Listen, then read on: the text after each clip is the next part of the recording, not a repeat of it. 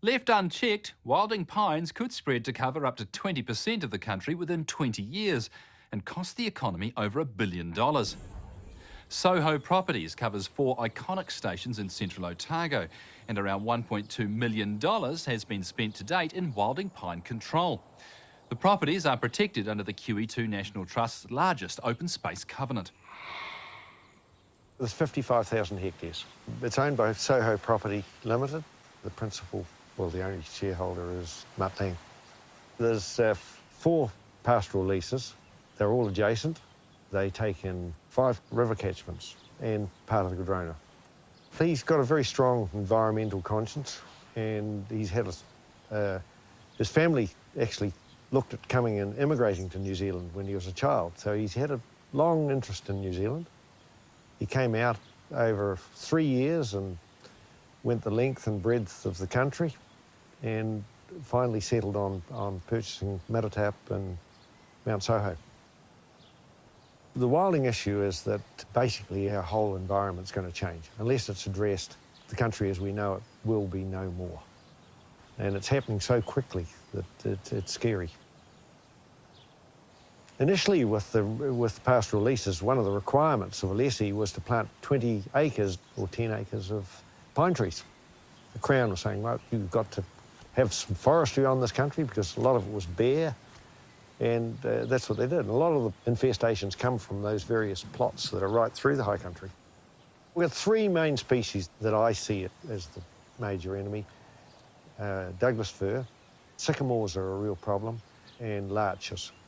Larches are actually easy to kill, but they really move around. They go higher than our natives, and the Douglas fir in particular will overtake our native. Initially they move into the native, and then ultimately they dominate it. It's generally where there's either been mining activity or there's been homesteads, or, you know, there's a seed source, and the infestation generates out from there. So we've just simply taken out the main points of seed source and then worked our way back in. But ultimately we are going to have a problem with, as you get closer to civilization, if you like, or the main Wakatip Basin, that's where a lot of the problems are. This one here, we've initially sprayed all the main seed source, and then we wait for a chance to let anything that's going to germinate, and then we'll go back in and take all of that out. Further over here, we had ground staff go right through and physically cut it out. We didn't want to take out our native flora. And, you know, that's about 5 years ago that was done. And you can see up there that the regeneration's scary. But there's no seed source there. So when we do it again, we'll do it with a spray the second time. And hopefully the third time we'll go back in another 5 or 6 years, and hopefully by then we'll be seeing some marked difference. We'd like to see this come back into native, and once the needles drop off, and these will turn into skeletons, but they provide a degree of shade that natives really like, and we've got a good chance of establishing mountain beach in some of these areas. The soil and water values on a lot of this country, in our view, are actually more important than any potential grazing proposition.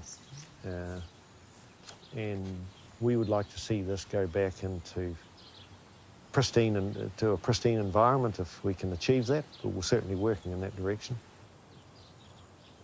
How old is this? It's not a plantation, is it? It's self-seeded? No, it's self-seeded from over where the old Welcome Home Hotel was. Apparently there were 2 trees over there, and they're responsible for this whole infestation on both of them. We're sitting on the boundary of Coronet Peak Station, which is one of 4 properties owned by Soho Properties Ltd, which is the principal shareholder is Matang. About 2 years ago, which is just when I started my job with QE2, Mutt approached us to protect the conservation values on these 4 properties via a QE2 covenant. QE2 registers covenants in perpetuity against the title of the land, so it binds any successive owners. When I picked up the job, Central Otago is one of the larger QE2 regions in the country, but I had less covenants than any other region in the country. I think the average size of a QE2 covenant in New Zealand is around 40 hectares. My first job on the beat was this covenant, which upon survey turned out to be 52,000 hectares. So it's actually by far the largest QEII covenant in the country. I think it's increased the area protected by about 25%. And that's not belittling all the smaller covenants around the country which protect really important biodiversity values, particularly in the lowland, more modified areas. But we were excited to have the opportunity to be involved in land protection on these properties. They've long been known as some of the most iconic stations in New Zealand, quintessential Central Otago landscape with alpine areas, permanent snow, tussock grasslands, yeah, amazing biodiversity values. And then on top of that, we've had gold mining since the 1862, I think was the first strike in the Shotover. And the landscape tells that story. QE2's role is to work alongside the landowner. The ethos is that principally it's the landholder's responsibility, but we help out through regular monitoring. We provide advice. Where the opportunity arises, we help assisting in getting other funds. And we've done some work with funding providers such as Central Lakes Trust and the Conservation Community Partnership Fund. So we're helping out there. And I think having QE2 involved certainly raises the profile of the property.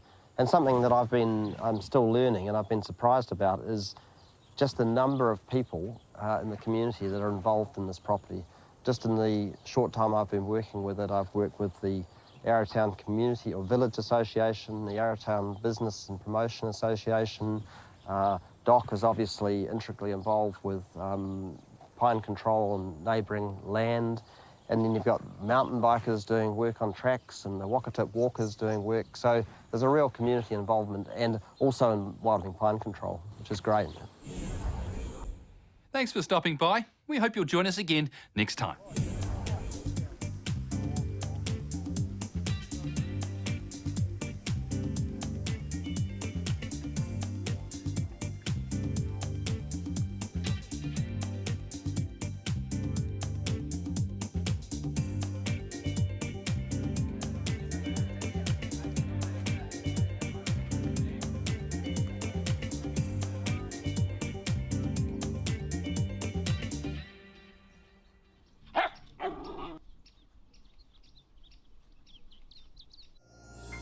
This program was made with funding from New Zealand On Air.